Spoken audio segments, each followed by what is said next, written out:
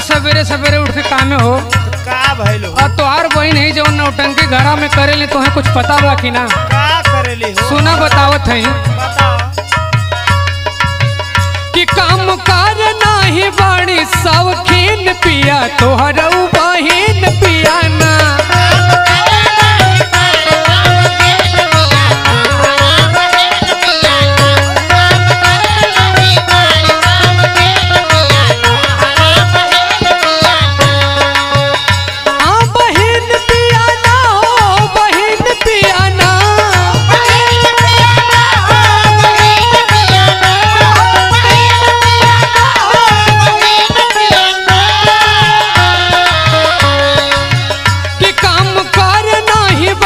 शौकीन पिया तोहरो बहिन पिया ना।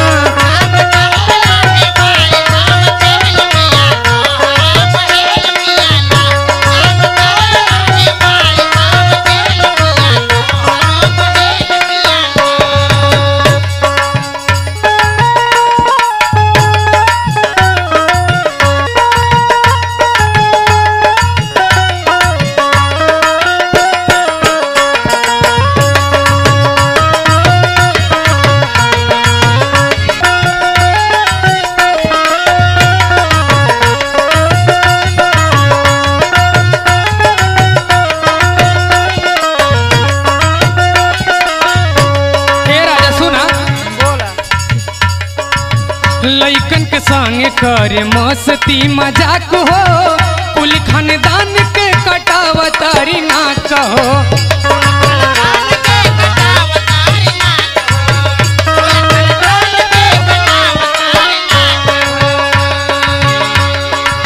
लइकन के संग करे मस्ती मजाक हो कुल खानदान के कटावतारी ना कहो। सुना चाही छोला खाई के और नमकीन पिया तोहरा बहिन पिया ना।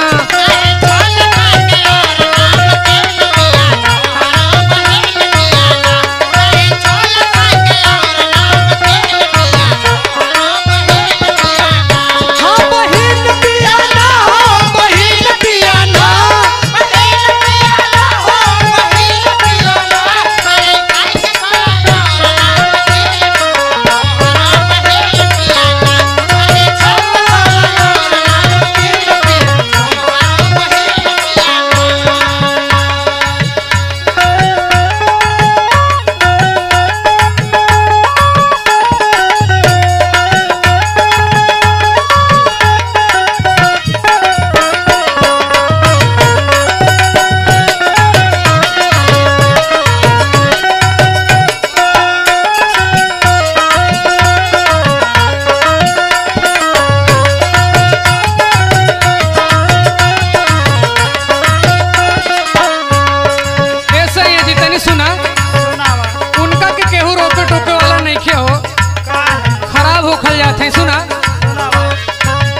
उनका के कही के हम गइल बानी हार हो चाल चलन में नहीं आवता सुधार हो।